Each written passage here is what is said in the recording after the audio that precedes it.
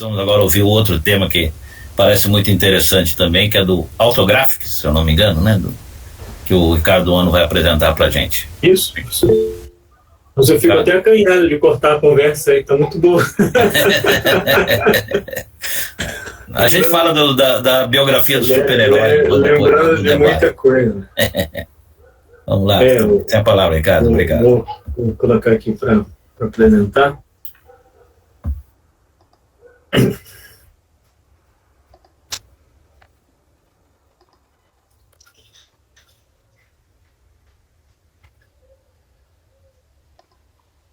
Entrou a apresentação aqui. Agradecer aqui a oportunidade, né? Estar no 26º colóquio virtual. Enfim, saudar a todos aí. E realmente fiquei acanhado de contar a conversa do super-herói. Agora partir para um mundo um pouco mais real, né? Não fugindo do fictício, né? Ou falar sobre autografias, eu traduzi como autografias porque fica mais próximo, né, da nossa linguagem. Seria autographics, poderia trabalhar como autográfico, mas como isso remete muito à biografia, né, eu achei que seria mais adequado traduzir como autografia mesmo. A autora do capítulo é a professora Gillian Whitlock, né, ela é da Escola de Comunicação e Arte de Queensland, ela é da Austrália. A pesquisa dela é estudos literários, e dentro dos estudos literários ela se dedica principalmente à relação da literatura histórica, de como que as memórias e, mais especificamente, a escrita da biografia, das autobiografias, influenciam na construção da narrativa, da literatura e da história, né? Então, estando nessa área, ela acaba, em algum momento, uma tangência nos quadrinhos, né? E ela encontra o Persépolis e ela começa a se interessar sobre as biografias gráficas, né? Então, ela tem um livro chamado Autobiografia em Trânsito, 2007, ela já cita o Persépolis.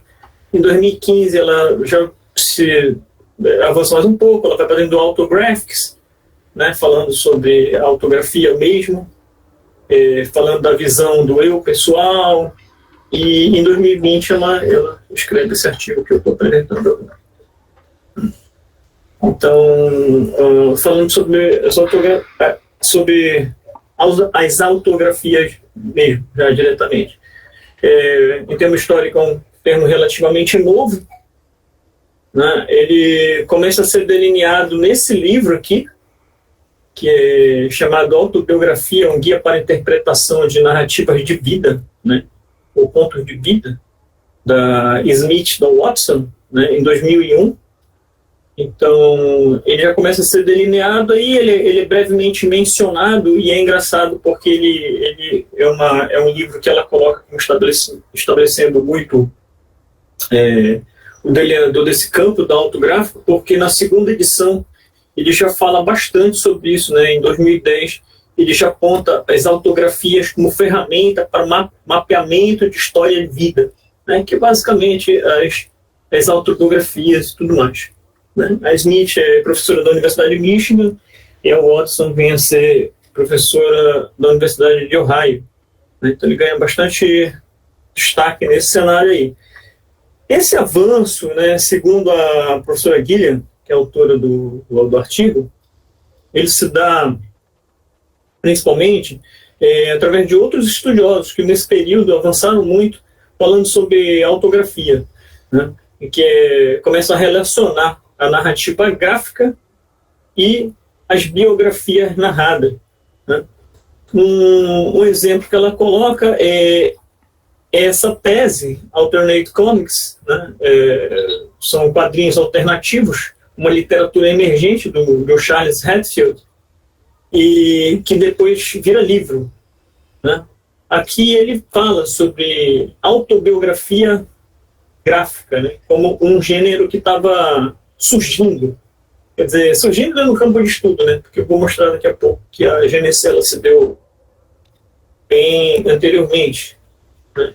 Ainda nesse cenário aí, desse tempo aí, a gente tem também algumas contribuições nesse campo, né.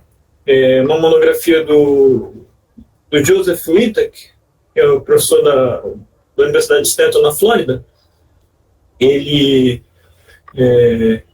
escreveu sobre história, visto do ponto de vista histórico, né? Visto através dos quadrinhos, né? Quadrinhos como uma leitura histórica, que é aquilo que a gente estava falando do filme, né? Cada filme ele reflete, cada herói ele reflete um pouquinho a questão de você ter o contexto, né? Tá refletindo o contexto ao redor. Tem também um estudo do Stephen Tabachnik, né, que ensinando as graphic novels, dummy novel. Ele apresenta ensaios sobre autografia, ainda define autografias como romances gráficos, né? Ele tenta incluir dentro do campo dos romances gráficos, e ele menciona 2 quadrinhos, que é o Mouse, né, que eu acredito que todo mundo conhece, e o Sem Demônios, né, que é o 100 Demons. Daqui a pouco eu vou mostrar para vocês a capa, para quem não conhece. E, enfim, numa coletânea chamada Ensaios sobre Autobiografia e Novelas Gráficas, de 2011, o professor Michael Chaney, peguei aqui para ele era professor Michael Chaney da Universidade de Hannover, né? Ele sugere que as autografias são um subgênero do romance gráfico, né? Ele já começa a delinear aí um pouquinho, né? Ele também discorre sobre quadrinho histórico e autobiográfico, né? Sim. Aqui são as publicações, né? São as 3 publicações, eu trouxe a capa aqui. E os citados também. Que é o Mouse, de 1986. Ele é lançado inicialmente em 2 partes, e o 100 Demons, que tem a capa tem um jeito de scrapbook e tudo mais. Na definição de Gillian, isso tudo é incômodo para ela, porque para ela, memórias gráficas, que seriam as autografias, que ela define como memórias gráficas, é um gênero distinto, né? Ele não é romance, ele não é uma novela, ele não é uma narrativa que namora com a ficção, né? Segundo a professora, ela descende tanto da narrativa de vida quanto dos quadrinhos. É uma junção da narrativa de vida, que é o campo de trabalho dela, da biografia, né? Da autobiografia, principalmente, e dos quadrinhos. Aí, a autografia, nesse campo, apresenta uma genealogia própria, uma história própria, vai construindo designações próprias que vão distingui-las, né? Ou seja, vão separar as autografias do campo das novelas gráficas, da graphic novel, né? Assim como os demais gêneros, ela fala dessa fluidez de gêneros que a gente sempre está classificando. Ela diz que os gêneros são sempre transformados de acordo com o uso, e isso vai gerando novos termos também para o trabalho, para os campos de trabalho, né? Para o campo da memória gráfica, entender essa relação, a estética, as motivações, enfim, tudo, as motivações inclusive do próprio fazer, é crucial para entender essa mudança que ocorre sempre dentro do campo do quadrinho biográfico, né? Da autografia. Ela coloca aqui que é difícil, né, definir isso, porque o próprio quadrinho, como objeto de estudo, ele tem uma definição bem ampla, e aí ela até exemplifica aqui o MacLeod, né? Tem essa parte da história vou chegar lá. E aí no Understanding Comics do MacLeod, ela fala que é difícil você definir os próprios quadrinhos, né, o objeto de estudo. Então tem definições, tem parâmetros ali que fica muito complicado de você trabalhar. E quando você vai trabalhar com autografia, ou seja, com o surgimento das autografias, né, ele acaba abordando ou incorporando elementos da própria biografia, né? Ela aponta, por exemplo, o pacto biográfico, né, que não se adequa à ficção. O que é o pacto biográfico? É o pacto, vamos dizer, é o pacto intrínseco às biografias, onde existe uma crença entre o leitor, né? Já existe uma crença prévia do leitor que aquilo que o autor está escrevendo se reflete numa verdade histórica. Então, você diz, olha, o livro ele é biográfico ali, então você tem uma máscara, né, que ela vai servir de enfim, uma leitura, claro, a gente sabe, direcionada, mas existe esse pacto que o leitor vai interpretar como se fosse verdade, né? Esse pacto sempre gerou um desconforto, eles usam até um termo chamado engasgo no campo das autobiografias, né? E agora, provavelmente, eles dizem assim, que isso daí ainda vai causar muito mais ainda no campo das autografias, porque ele é um campo mais aberto ainda, né? Ele tem Então, a autobiografia, ela está sempre em busca de uma... Falando da autobiografia, não da autografia, né? Mas da autobiografia, ela sempre busca uma verdade, uma autenticidade, só que ela esbarra na relação entre a narração, né, o narrador e o eu narrado no texto, aquela coisa da idealização, muitas vezes da memória que é seletiva, e a autobiografia ela está sempre navegando naquele campo minado, né, do filtro, né, daquilo que está sendo narrado. E também a gente cai naquela questão até das biografias não autorizadas, né, que entra no campo da narração. Isso já falando fora do texto aqui, que às vezes narra aspectos da vida do biografado que não interessa a ele, né? E a autografia lida com essas questões também referentes à autenticidade, só que de uma forma diferente, até porque a própria releitura de forma gráfica ela abre espaço para uma subjetividade muito grande, né?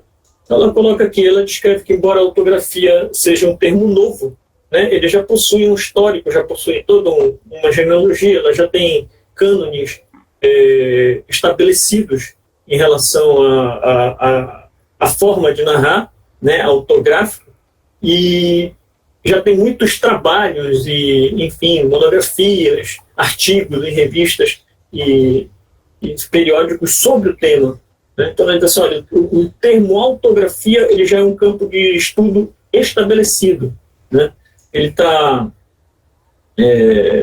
enfim, estabelecido dentro do campo de estudo dos quadrinhos, né? Aqui ela fala assim, como campo de trabalho navega tanto na teoria quanto na prática, né? Porque ele tem a leitura do autor, né? Ele tem a interferência daquela pessoa que está transformando em gráfico aquilo que ele está filtrando, vamos dizer a verdade que ele está filtrando, né? E a autografia ela é criada por meio da associação de memórias e da narrativa gráfica, aquilo que ele está falando, né? Do campo, ela se repete muito nesse sentido, ela fala várias vezes desse casamento entre o que é memória, então é um termo que ela usa muito, né? É memória, narrativa de vida, e da forma que isso é narrado graficamente, né? E da forma como os criadores, como os autores começam reminiscências, assim, lembranças, né? Ela usa muito o termo memória mesmo, né? E a forma como você representa o eu que você lembra, né? Como o autor representa o eu que ele lembra. Tudo isso, né? Ele vai convergir graficamente para virar uma autobiografia, né? Ele diz assim, que é um híbrido, que em cima de uma autorreflexão, a pessoa vai representar isso, narrar isso graficamente, mas ela diz assim, olha, definitivamente não ficcional, isso não é ficcional. Mesmo com um olhar talvez direcionado, ou com a leitura, com os filtros, né? Ela põe que o produto final ele não é fictício, ele está ali carregado, ele está permeado de verdades, mais verdades sobre uma determinada ótica, né? Então ela coloca que a leitura desses signos, dos símbolos, das técnicas, das artes visuais, elas são todas aplicadas para essa narrativa e produz um produto diferente. É como que eu falei, né? Ela se repete com outros termos, enfim, né? E aqui é uma frase que ela coloca no final, assim, meio que estabelecendo o campo das autografias, né? Ela diz assim que eu vou resumir aqui um pouco, né? Que são recortes, enfim, criam face da realidade, né? Você passa a ver a realidade de uma outra maneira, né? O gráfico ele tem essa função também de não ser uma leitura, mas de fazer você interpretar a leitura, o mundo de uma outra forma, através dessa releitura, né? Através desse novo reenquadramento aí, né? Em relação à canonização, ou seja, já em relação ao estabelecimento dos parâmetros, vamos dizer assim, né? Que ela coloca sempre que estão em movimento, ela coloca 3 questões básicas, que é como as autografias operam, né, para tentar explicar o que ela considera como cânone, né, por que ela vai buscar os underground, enfim. Eu achei até que, dentro do artigo dela, ela acaba citando poucos autores. Ela é bem pontual, assim, alguns autores, né, usa aqueles autores que a gente conhece, que é o Maus, né, e a Berridel também, daqui a pouco eu vou falar sobre ela, mas assim, ele fala por como que em relação ao cinema, sim, como as autografias operam, né? Quais são as consequências da mudança teórica em direção a esse novo conceito, né? O que esse conceito está trazendo em relação ao campo teórico de estudo dos comics, dos quadrinhos, né? E o que essas memórias, o que a leitura dessas memórias está incorporando nesse campo, né? Da narrativa, dos quadrinhos, como ele acaba sendo interpretado, por que ele acaba sendo interpretado como um romance, né? A gente sempre usando a palavra romance como algo fictício, mas não sendo um romance, de fato, né?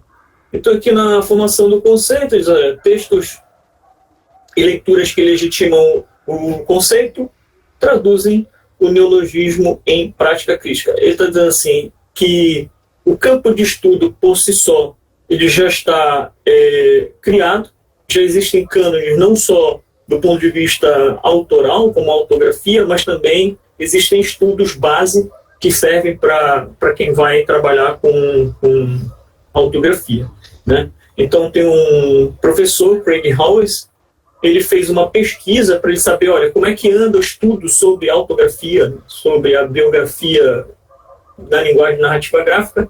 Ele fez uma pesquisa nos bancos de dados da ProQuest, né, especificamente em uma revista chamada Biography, né? E aí ele descobriu que tinha um sem número de artigos que falavam sobre autografia, né? E que, especificamente, numa revista em 2008, uma professora chamada Julia Watson tinha feito um artigo chamado Autographic Disclosures and Genealogies of Desire in Alison Bechdel Fan Home, falando do Fan Home. Eu separei aqui, que é essa publicação aqui, que é da Alison Bechdel. Ela faz ela conta uma parte da juventude dela, né? E ele descobriu que esse foi o artigo mais baixado durante essa década de 2000 e 2012, né? eu tenho andado, não sei até como que a professora Gillian chegou, né, nesse número, né, ou se o professor também só chegou e foi buscar lá, mas eu descobri, por exemplo, na época que eu fui comprar o Van Home, que ele é um livro indicado como leitura obrigatória em alguns estados americanos no ensino médio, ele é indicado como leitura obrigatória. Então daí também talvez o interesse em fazer ensaios sobre HQ, porque realmente são trabalhos que eles fazem, os alunos, aí consultar, então de repente isso impulsionou também essa consulta por esse artigo especificamente, né? Ele fala que dentro do Google Scholar também os trabalhos acadêmicos sobre narrativa de vida eles eram bem visitados, tinha uma evidência maior. Ele coloca que diante dessa pista quantitativa, né, ele demonstra que a autografia já é um campo de interesse crescente, que já é um campo estabelecido, pelo menos dentro da academia, né? Ela vai colocando isso. Aí diz assim que a autografia, né, ela não é algo que já está pronto, né? Ele diz assim que são intervenções feitas dentro do campo da biografia, dentro do campo do quadrinho. Isso ainda porque eu coloquei ali a formação do conceito, ele ainda é um campo que está sempre em transformação, e isso ela fala muito, né? Que existem pistas dentro dos cânones, existem parâmetros, existem algumas coisas estabelecidas, mas que ela está em constante movimento, que é aquilo que a gente acabou de falar até dos heróis, né? Está sempre se revisitando, está sempre mudando, então os limites, né, desses campos não são bem delineados. Eu coloco aqui que em periódicos como o Biography mesmo e estudos de ficção moderna, né, eles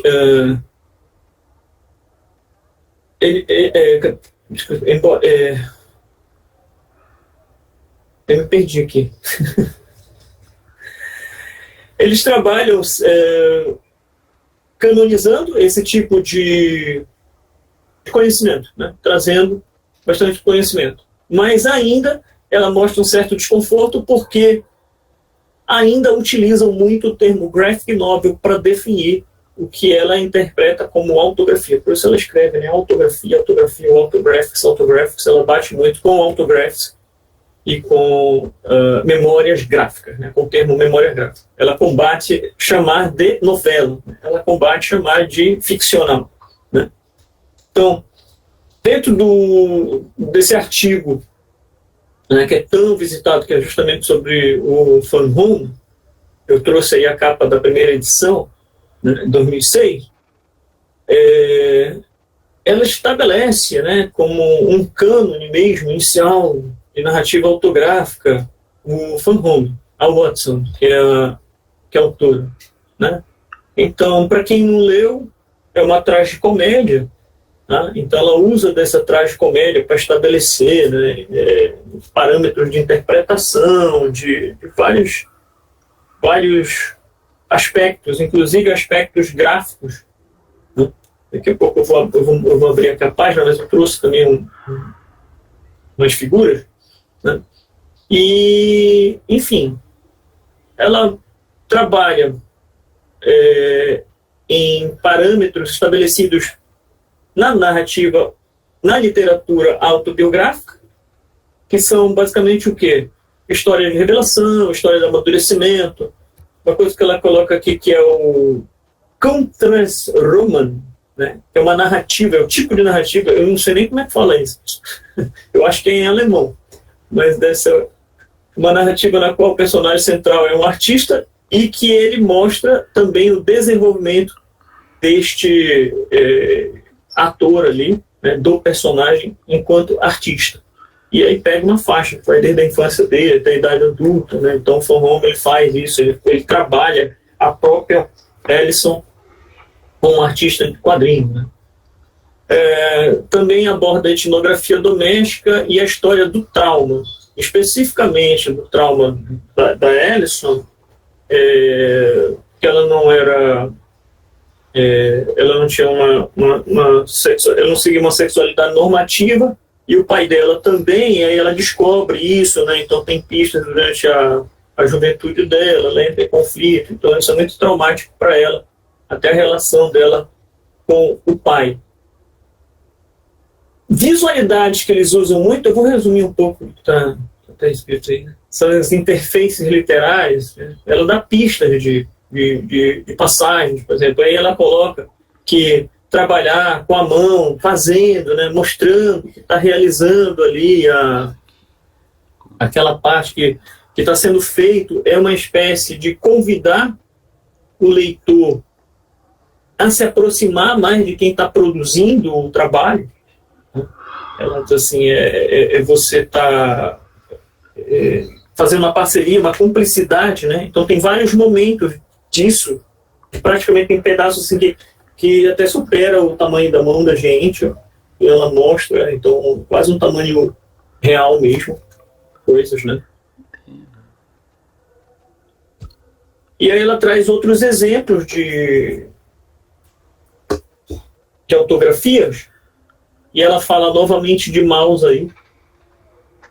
E foi onde eu cheguei numa conclusão diferente, porque sempre quando falavam para mim de Maus, isso daqui já é uma coisa mais pessoal, inclusive no início, quando eu comecei a ler, eu disse assim, poxa, mas Maus, né? Você chama de autográfico, aí você tem aquela coisa da autografia, né? Você está escrevendo sobre você, né? E eu sempre achei que o Spielberg, ele não estava fazendo uma autografia, né? O Arte estava fazendo uma biografia, né? Ele estava numa biografia do pai dele e de pessoas ali que estavam ao redor daquela narrativa, mas que não era uma história dele, né? E aí, depois de ler esse artigo, eu passei a ver isso de uma maneira diferente, né? Principalmente porque ela apresenta o Meta-Maus, que é uma releitura, né, do Maus. Com o Spearman, ele é entrevistado, né? E aí ele vai gerando comentários ali a respeito da própria publicação. A publicação ela vem com DVD, aí tem links para você clicar e ouvir, inclusive as entrevistas que ele faz com o pai dele, né? Então, assim, pois é, e aí acaba sendo um pouco da história dele. Na verdade, uma das coisas que eles falam é essa representação do agente, né? Então, mais lá na frente, eu vou falar sobre isso, né? Por que ele escolhe isso aqui? Então, essa materialidade, aqui é um pouco, olha, do próprio artigo, né, que eu coloquei aqui, assim, olha, elabora esteticamente, aí ele fala que a leitura para efeito estético, materialidade, artefato da obra de arte, ele trabalha como obra artística, ela vai falar sobre a leitura, sobre a forma do desenho, sobre ela trabalhar com essas cores lavadas, sobre ela trabalhar com detalhes mais rebuscados. Então ela passa um bom tempo falando sobre isso no artigo, né, no artigo que ela menciona, e aí fala de como você precisa ser alfabetizado para ler o que está dentro desse contexto mais autográfico, vamos dizer, e como que ela interpreta isso. Ele até coloca aqui, olha, leitores cosmopolitas mais familiarizados com James Joyce e Marcel Proust, né, são capazes de interpretar o significado, né, da Ana Karenina, do Leo Tolstói, nessa história da família, assim, identificar muitos elementos que acabam estando dentro desses cânones mais universais, história de vida, né, de superação, de sofrimento, e que ela reflete, traz de uma maneira diferente, né? Aqui um pouquinho, depois eu vou falar que eu estou olhando aqui o tempo também, pessoal. Aí ela fala também sobre os bordados da Marjane Satrapi, né? Ela fala do Persépolis, mas ela se detém mais nessa questão dos bordados, porque ela fala que nessa publicação específica, né, a Satrapi ela se permite uma maior liberdade, uma maior subversão da própria linguagem do quadrinho. Olha, quando trabalha sem quadros, ela vaza os quadros, ela trabalha o texto sem balão, ela já vai passando para aquela coisa mais dramática, inclusive ela tenta passar esse drama para dentro da página. Ela fala especificamente num ponto onde as mulheres estão falando sobre circuncisão, né? E aí toda a publicação ela é assim, ela foge um pouco dessa estética que a gente conhece, né? Mais universal. Então, muitas vezes não tem borda, não tem nada, sabe? Só ela passa a falar sobre representação gráfica, e essa representação ela é importante porque ela acaba gerando uma subjetividade, né? Aqui ela fala em Maus, gera grandes discussões isso, não bordas, mas chama bordados. Não, eu digo bordas da página, porque não tem as margens, né? Desculpa, eu usei a palavra errada. Seria as margens. Bordado não é que ele trabalha sem margens, né? Ele não tem o requadro, não tem nada. Mas assim, é bem interessante. E é engraçado que quanto mais o texto acaba se tornando uma coisa mais velada, mais em tabu, ele não fica no balão. Eu não sei se foi uma escolha dela, de não tentar personalizar quem é que estava falando aquilo naquele momento, né, e de ser uma conversa coletiva das mulheres. Então, uma coisa assim que depois eu fui perceber, né? Então, em Maus, ele coloca aqui a substituição dos humanos por zoomorfos, né, por animais.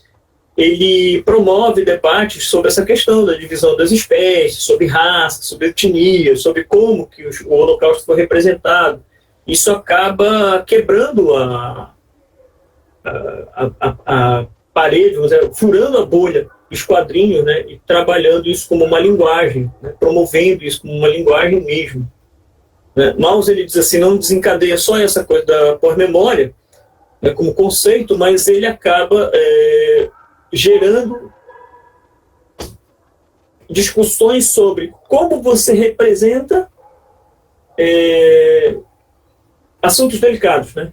Como você poderia representar, ou como é que você poderia tocar em assuntos ou representar graficamente alguma coisa do ponto de vista usando representações gráficas, né? Para amenizar alguns assuntos. Aqui então tem os gatos, né? Tem os ratos, tem os porcos, que são os poloneses. Acho que todo mundo conhece o nome, obviamente. Pelo menos todos que estão aqui.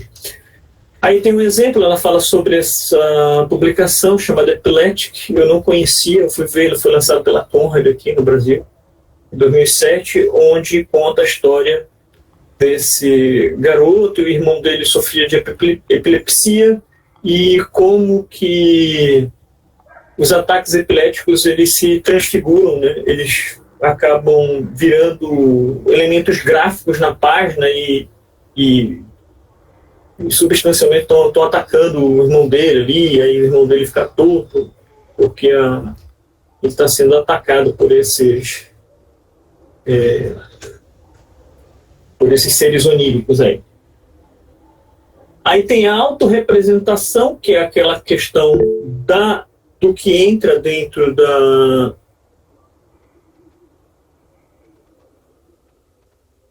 Pois é, ela não fala que é bem leviana. Depois ela vai falar, ela vai retornar novamente sobre isso. O Epilético foram em 2 volumes. O primeiro foi na Conrad, foi 2007, eu acho. Eu não conhecia, né? E aí ela fala dessa autorrepresentação também, né? Essa encarnação que é preciso que ocorra para que ele seja uma autografia. Então, foi aí que eu comecei a perceber que o Maus era uma autografia, que o grama era uma autografia, né? Ela não fala do grama específico, mas eu nem estou com grama aqui, acabei prestando, mas fala sobre o drama de uma das mulheres, uma norte-coreana, que ela foi, de uma sul-coreana, que ela foi capturada na época da guerra para servir como uma mulher de conforto para as tropas japonesas no pré-guerra, né, quando o Japão invadiu a Coreia. E ele é contado por uma autora, né, que é um Henry Kim, mas ela se representa ali fazendo as entrevistas, tudo. Então essa representação do eu, ele é importante no contexto da autografia. Né? Depois vou até falar sobre outros que ela não mencionou. Eu acho, não sei se porque são novos, demasiadamente novos, né, porque eu estudo de 2020 aqui. Enfim. E aí tem também essa forma de como você se relaciona com o que está sendo retratado, como o teu eu, que está ali dentro do quadro, ele se relaciona com o que está sendo retratado.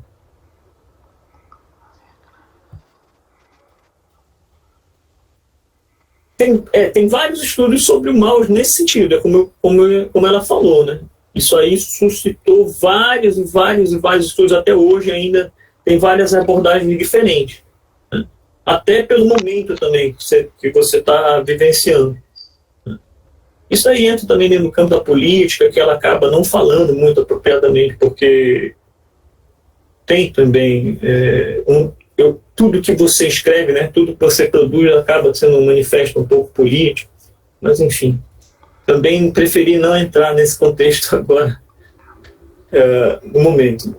Mas ela coloca aqui, né, que a forma como você coloca o teu eu se relacionando com o mundo ali, gráfico, também é um elemento muito forte dentro da autografia. Ela coloca que fala exatamente sobre essa página, que a Ellison está dentro da funerária, por isso que chama de fan house, né? É uma brincadeira que ela faz com a casa funerária, que era onde o pai dela trabalhava, e o fato dela estar lá ajudando, e ela vê a genitália do senhor lá, morto, e como que o pai se relacionava com aquilo. Ela já sabendo que o pai não era heteronormativo. Bom, a autorrepresentação, de novo, ela fala sobre a coisa da mão, né, desse convite para aproximar o espectador, né, o leitor e o artista. E a Elizabeth Ellery Fine também, ela menciona isso nesse livro chamado Autobiographical Comics. Né? Esse livro, inclusive, ele serviu de base para um livro que o professor Nobu, quando eu estava fazendo minha pesquisa, me indicou, que é do Andrew Kunka. Ele vai se baseia bastante nesse livro da Elizabeth Ellery Fine. Então, a representação, né, ela começa... ela dá espaço para essas subjetividades, né? Como diz assim, olha, os quadrinhos possuem repertório de representações psique-humanas. É meio interativo? Eu não entendi a pergunta, professor Gazi, do livro do Elizabeth. Este livro aí, que eu não conhecia, que está escrito que reflete o toque do autor, convidando-o a participar, ou não, é só na leitura? Não. Ela menciona, esse convite a participar é só na leitura, é quando ela usa esse recurso gráfico aqui, de mostrar a parte do autor produzindo algo, né?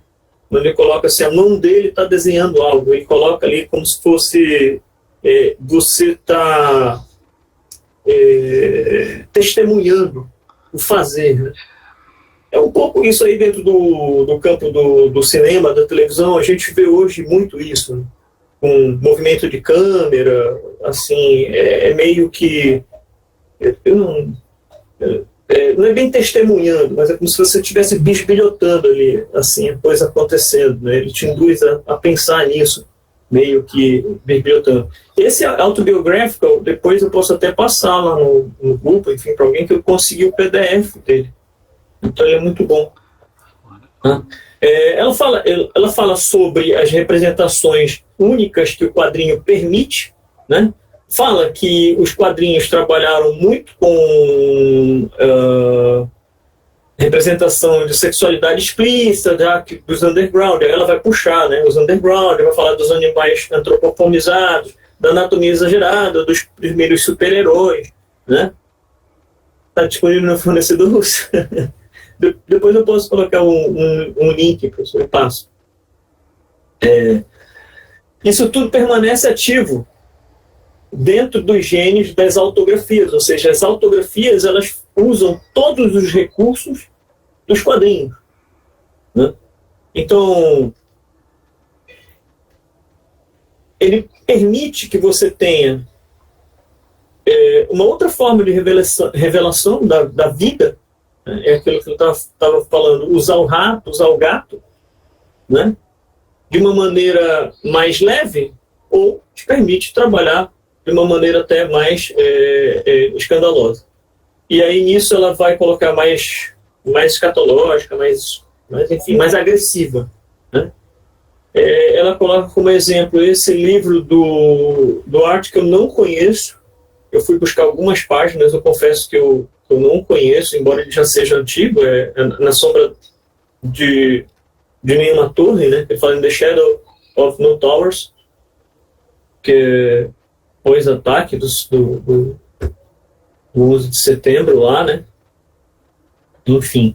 E aí ele fala que nele o Archer cita muito essa coisa do underground, o senhor achou? Do underground, né? Então, aqui ele mostra que a forma como o corpo é trabalhado de forma subjetiva, escatológica, a linguagem da quebra dos quadrinhos, né? Para gerar um mal-estar gráfico mesmo. E, enfim, ele coloca que se existe esse mal-estar na autobiografia literária, né? Ele diz que graficamente a autografia ou a memória gráfica ela derruba essa coisa do esteticamente fechado, né? Ele diz assim, ele tenta fugir dos cânones universais, né? Os padrões de escrita, né? Assim como a biografia tenta fugir dos padrões novelísticos, a autografia ela tenta também essa escapada do que seria o mainframe dos quadrinhos, né? Então a gente quase não vê, por exemplo, um quadrinho autoral com essa relação da estética do mainframe, né? Aqui ela fala de novo do MetaMouse, novamente, aí falando sobre isso, falando justamente dessa questão da estética, né? E ela coloca aqui como que nesse ponto, ela acaba dizendo que o Archer ele interfere muito, né? Ela coloca como é que se dá essa interferência dentro da autografia, porque por mais que ele fizesse a entrevista com o pai dele, no final não era a biografia do pai dele, né? Era a biografia do pai dele revisitada ou reimaginada por ele, seria mais ou menos isso. Ele coloca que todo escritor incorpora seu passado no trabalho, né? Então, quando você está desenhando, além das referências textuais, além das referências de parâmetro que você tem, do teu universo cognitivo, você vai traduzir isso de uma forma também muito específica, né?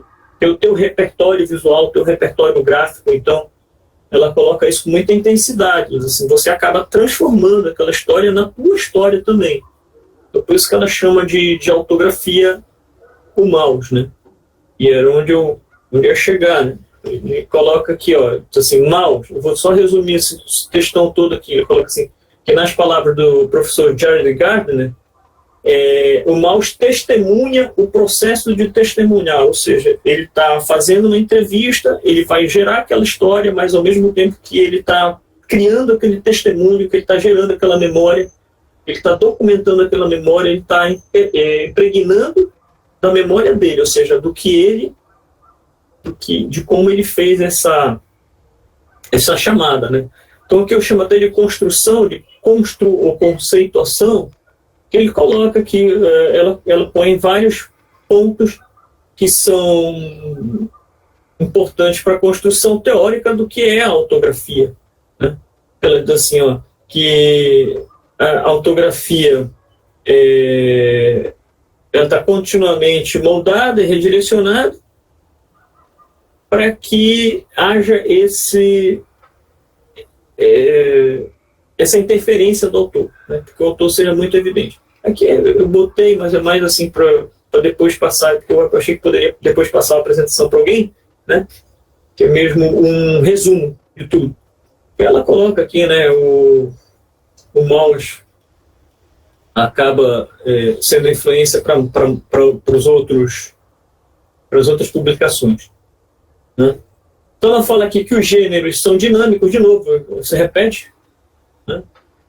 Fala que as ideias fixas e a verdade do pacto autobiográfico, ela é redirecionada na discussão do que se entende como autografia, mas para servir como instrumento de ação social. Até porque, como eu falei, né, como eu estava falando, aquela relação do trauma, a relação da representação de uma forma diferente.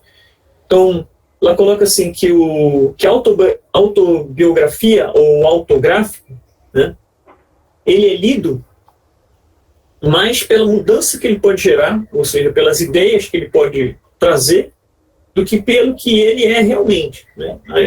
Não é a história do Holocausto, mas sim as discussões que ele pode trazer em relação ao zoomorfismo, em relação a várias coisas, né? Então, aí tem uma frase desse outro professor, John Fromm, que ele diz assim: que tipo de obra é essa? Né? Ele diz assim: nós não deveríamos perguntar que tipo de obra é essa, que tipo de livro é esse que nós estamos lendo, que tipo de comics, que tipo de quadrinho é esse que a gente está lendo, e sim, que mundo que é representado aqui, né? Como que ele é representado aqui, e com que finalidade ele é representado dessa forma, qual é a finalidade dessa narrativa em si. Então, a autografia ela acaba sendo vista mais com essas camadas, né? Com a soma dessas camadas.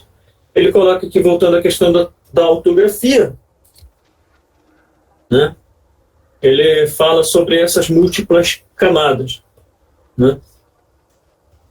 Fala novamente que é um gênero insurgente, enfim, concentra-se no eu testemunhal, né?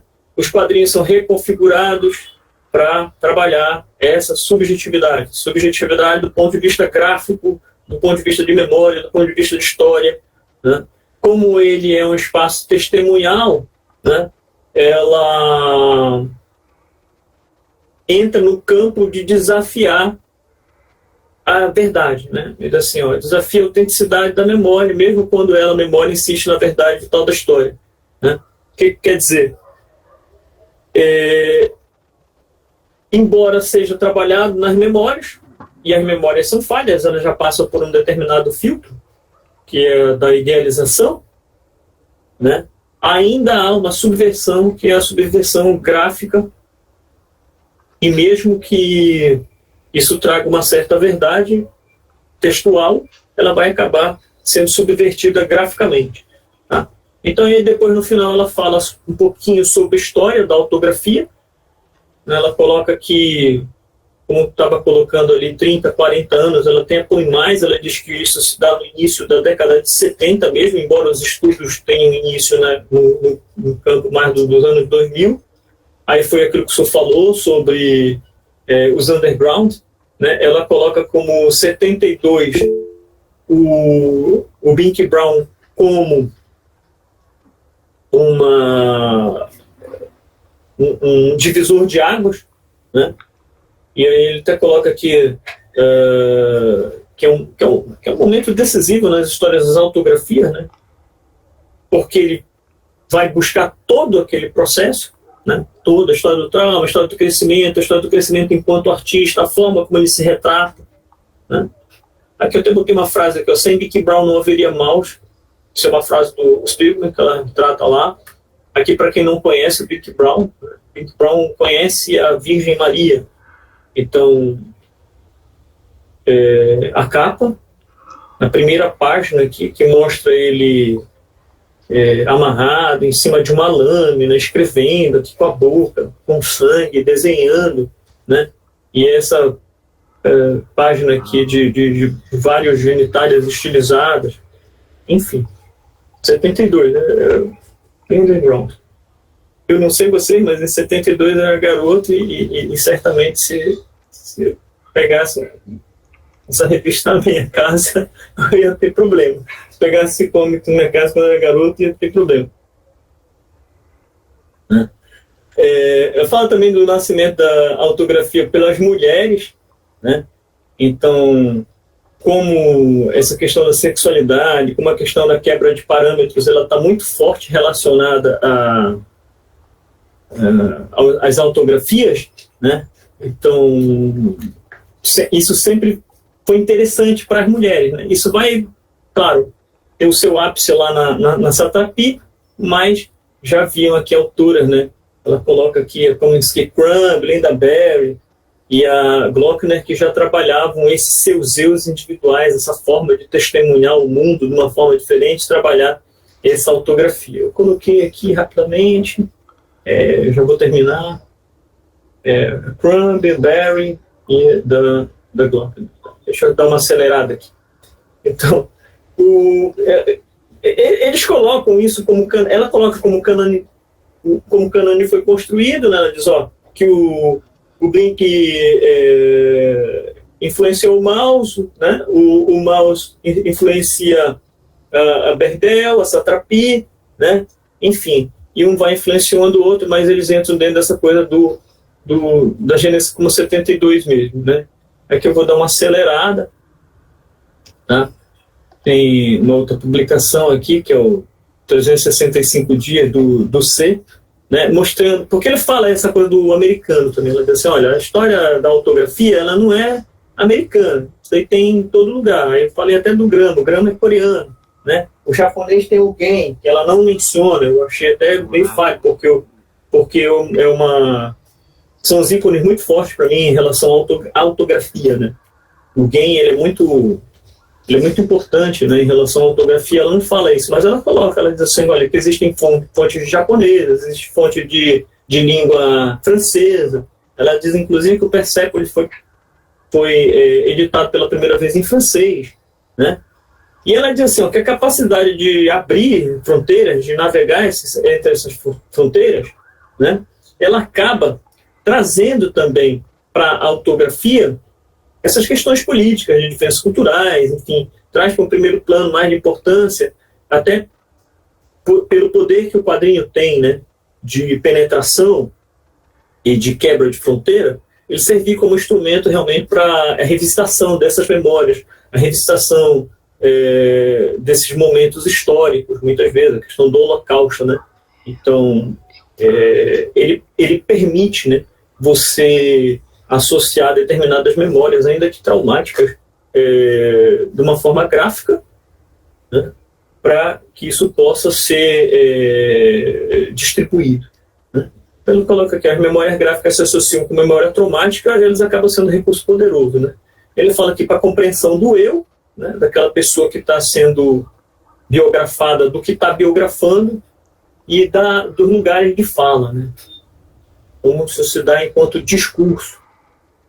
Vou pular aqui um pouquinho, porque está no 10 horas, aí eu vou falar aqui já sobre algumas coisas que ela não mostrou, e que eu entendi depois da leitura como autografias, né? Eu achava que não era aquela relação do Maus, né? E aí até convido vocês a falar aqui. Eu já encerrei mais ou menos o que ela falou, já apresentando questionamentos meus, né? Por exemplo, o Grama, ele mostra as entrevistas. O Riad Satuf, não, do Árabe Futuro é a história dele, né? Mas, por exemplo, eu não sei se alguém leu esse Em Ondas, que é mais recente, que é de 2020, embora seja a história da relação amorosa do Eid Dungo, né? Eu não vou dar spoiler, mas, enfim, que a namorada, que é o percurso da doença da namorada dele, da esposa dele, ele também navega ali sobre a história do surf e tudo mais, né? Então ele fala um pouquinho sobre várias coisas. A Odisseia de Hakim também tem um fundo histórico, que é justamente aquela coisa do trauma, de como você trabalhar esses contextos mais históricos, esses momentos mais históricos, do ponto de vista autobiográfico, né? Você pode trazer isso. Não é o Hakim que escreve, quem escreve é o Fabien Tomé, né? Mas ele também se representa da mesma forma que o Art Spiegelman. Ele aparece no quadrinho entrevistando o Hakim, fazendo essa ligação e se retratando lá. Então achei que poderia também ser uma autografia. Tá? A autografia mesmo do Fabien Tomé não era o que você que esperava, que ele fala da filha dele que nasceu trissômica, e ele conta essa história. Né? Então ali se retrata tudo. Então é uma diferença bem sutil. Eu deixo o questionamento do Jorge Takei, ele não chamava de inimigo, o Jorge Takei ele não desenhou, ele meio que escreveu, né, ele só narrou, ele foi um entrevistado, nesse caso ele faria o papel do pai do Art, né, ele seria a pessoa que deu entrevista, mas ele, por ser uma pessoa amarelo seletivo, eu não conheço, professor.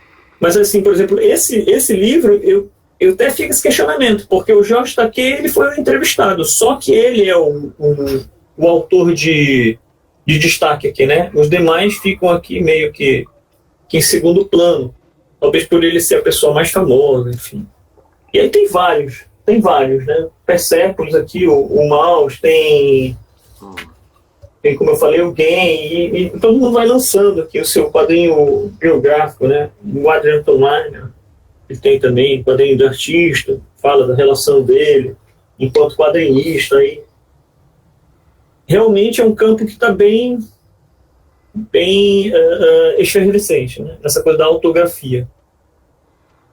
E para mim foi importante a leitura, porque a minha tese acabou sendo o que eu achava que não era autográfico, ele acabou sendo uma autografia. Eu achava que até o que eu tinha produzido era algo mais biográfico, né?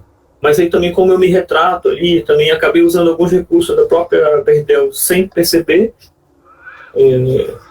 Enfim, eu posso chamar isso de uma autografia. E aqui está meu e-mail para se alguém quiser um livro, alguma coisa. E obrigado. Desculpa aí pelo tempo, demorei um pouquinho. Muito bom, Ricardo, legal, muito bom. Uma pena que com o tempo não dê pra gente fazer muito comentário, né? Que já são 10h10. Sim. Mas, não. Eu gostaria de fazer um comentário, lembrando também dos quadrinhos autográficos brasileiros. Memória de Elefante do Caeto, e mais recentemente o do Adão Iturrus Garay, que ele conta o período que ele ficou em Paris. Também temos aqui quadrinhos autobiográficos. Pelo jeito, Memória de Elefante eu já tinha ouvido falar, mas pelo jeito que ela está pegando é a questão do próprio autor. Ela é muito mais próximo da autobiografia do que da biografia, né? Porque no caso, por exemplo, mas, assim, o Dom de Voar entraria como um autográfico do Altarriba? Em certo sentido, sim, porque ele está contando a história da família dele, da mas mãe, não é dele, é do pai. É do pai. Do pai, e tem outro que ele fala, asa quebrada, fala da mãe. Pois ela coloca como parâmetro, professor, a representação pessoal, aquela coisa da representação, né, da autorrepresentação. Embora ele esteja contando a história de outro, mas ele se representa ali, aquela coisa do Maus. Né? O Spiegelman está contando a história do pai dele. Ele basicamente pegou a história do pai dele, ele fez uma releitura, ele subverteu aquilo graficamente, ele se mostra ali, ele mostra o processo. Então, na verdade, ele está fazendo uma autografia, não é do pai dele, ele está fazendo uma autografia do processo de biografar. Seria isso que ela coloca. Então, nesse sentido, sim. porque eu sempre imaginei que não era uma autografia, e sim uma biografia em quadrinhos. Era uma memória em quadrinhos, mas não uma automemória, né? O que eu considerava como automemória? O Game, por exemplo, o Game Pés Descalços, aí para mim era uma autografia, nesse sentido, porque ele, o autor, passou, né, experimentou aquilo. O Funhouse era uma autografia, porque ele tinha passado por isso também. Mas, assim, outros eu sempre imaginei que seria uma biografia. O próprio Fabian Tonbender, que ele tem essas duas publicações diferentes. Uma que ele narra a história dele, a relação da chegada da filha dele. Eu achava que isso sim seria uma autografia. E quando ele fala do Hakim, seria uma biografia. Mas, dentro do contexto da professora Gillian, que ela coloca, né, seria uma autografia também. Porque ele se coloca lá enquanto autor, ele faz as entrevistas, ele aparece no processo de entrevistar o Hakim, ele aparece no processo da construção dessa memória, ou seja, ele está fazendo uma autografia da biografia, né? A mesma coisa do Spielberg. E também o Grama, eu não sei se vocês conhecem o Grama, que eu tenho uma outra publicação, só um segundo.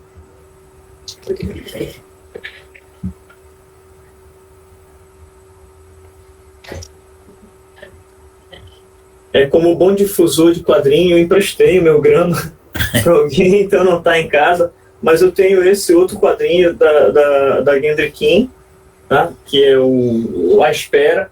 Então ela trabalha dessa forma aqui, né? Com nanquim mesmo, direto, pincel, e aqui é uma outra história também, que ela conta de uma família separada, né, pela divisão da Coreia do Sul e do Norte, aí que de vez em quando eles sorteiam pessoas para visitar, né?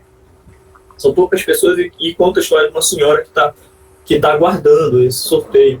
O filho que ela não vê há não sei quantos anos, lá desde quando foi dividido. E esse seria uma autografia, segundo você? Bom, esse daqui, em relação... Porque ela mesma diz que é uma soma de reminiscências, né, com uma ficção. Ela trabalha isso de forma fictícia. Um outro, que é o Grama, que ele é bem mais robusto, capa amarela, não. Esse seria, sim, uma autografia. Porque ela aparece fazendo o processo de entrevista com uma senhora. É uma autografia de uma senhora que foi presa durante a invasão japonesa na Coreia, e ela serviu de mulher de conforto. O que eram as mulheres de conforto? Eram mulheres que eram violentadas, né, pelos soldados sistematicamente na passagem deles por determinadas cidades ali. Então, eu acho que há uns 10 anos atrás, ou 12 anos atrás, o governo japonês pediu desculpa oficialmente para a Coreia por essa passagem histórica, né? Isso também é retratado no quadrinho. Aí bem... Legal, então, muito bom. Agradeço, Ricardo. Acho que trouxe bastante coisa para a gente pensar, para refletir aí, né? E cada vez que a gente lê, eu particularmente não gosto muito de ler essas autografias, eu acho meio cansativo. Não tem aventura, né, professor? Não tem aquela... Eu acho que a única que eu li inteira foi a da Persépolis. Essa eu fui olhando. Inclusive, eu acho que a da Bechdel é uma daquelas obras que poucas pessoas leram, mas todo mundo fala a respeito. Eu sou um daqueles que falo muito a respeito, mas nunca li inteira, sempre li pedaços. Tem até uma história do Humberto Eco, uma vez que estava num debate com outro escritor, e eles falando sobre um determinado livro, daí alguém na plateia levantou e perguntou para ele se eles tinham lido o livro, e nenhum dos dois tinha lido o livro, mas era um daqueles livros que faz parte do conhecimento geral, né? Eu acho que a Bechdel é um pouco isso, que a gente leu parte dele e nunca leu o livro inteiro. Como eu falei, eu descobri que ela era leitura obrigatória em alguns estados americanos, né, dentro do currículo do ensino médio. Então, como eles fazem muito essa coisa do ensaio, né? Os professores de literatura, eles dizem, olha, faça ensaio sobre livro tal, sobre alguma coisa tal. É bom salientar que em alguns estados ela é leitura obrigatória, em outros estados ela é leitura evitada, é proibida nas escolas. Né? O Fan Home é muito bom, isso. Mas ela fez na sequência Esta é Minha Mãe, que é muito ruim. Mas ela já tendo feito a outra já estava bom, já podia ter parado. Pessoal, agradeço muito a presença de todos, foi um prazer estar aqui.